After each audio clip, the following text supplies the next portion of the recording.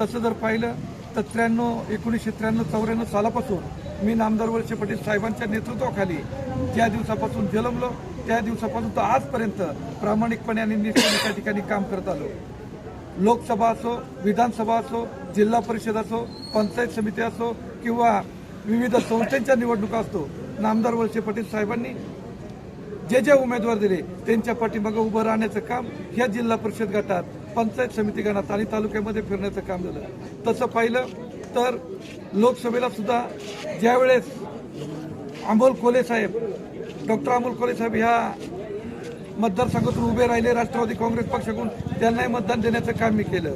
खासदार शिवाजीराव दादा आढळराव पाटील ह्या गणातून उभे राहिले, लोकसभा मतदारसंघातून उभे राहिले, त्यांनाही मतदान देण्याचं काम मी केलं। आणि आता पाठीमागच्या वेळेस देवदत्तजी निकम हे ह्या लोकसभा मतदारसंघातून ज्यावेळेस राष्ट्रवादी काँग्रेस पक्षातून उभे होते त्यांच्यासाठी 2 महिने स्वतःची गाडी, डिझेल आणि डेटानं प्रचार करण्याचं काम केलं, याची सुद्धा कल्पना सगळं समाजाला आहे। आमदारकीसाठी पहिल्या दिवसापासून नामदार वळसे पाटील साहेबांचं त्या दिवसापासून आजपर्यंत काम करत आलो।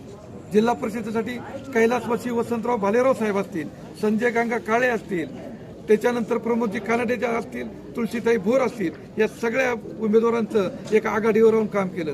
पंचायत समितीसाठी शिवाजीराव लोंढे असतील, त्यानंतर मालनताई भोर असतील, राजेश पाटील असतील, अशा शेंगाळे ताई असतील, या सगळ्यांचं काम आजपर्यंत प्रामाणिकपणे या ठिकाणी केलेलं आहे। आणि हे सगळं करत असताना मला ज्यावेळेस समाजामध्ये या गणामध्ये मी फिरतो त्यावेळेस लोकांचं जे प्रेम आहे ते निश्चितपणानं जाणवतं की आपल्यातलाच साधा, सरळ आणि दर दिवस आपल्यामध्ये फिरणाऱ्या कार्यकर्त्याला पक्षानं न्याय देण्याची भूमिका घेतलेली आहे आणि याचं यश निश्चितपणानं समोर दिसतंय।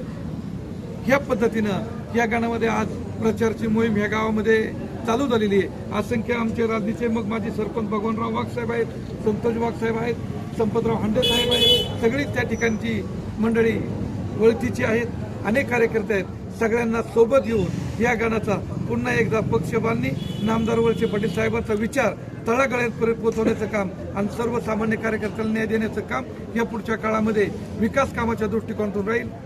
असो, धन्यवाद।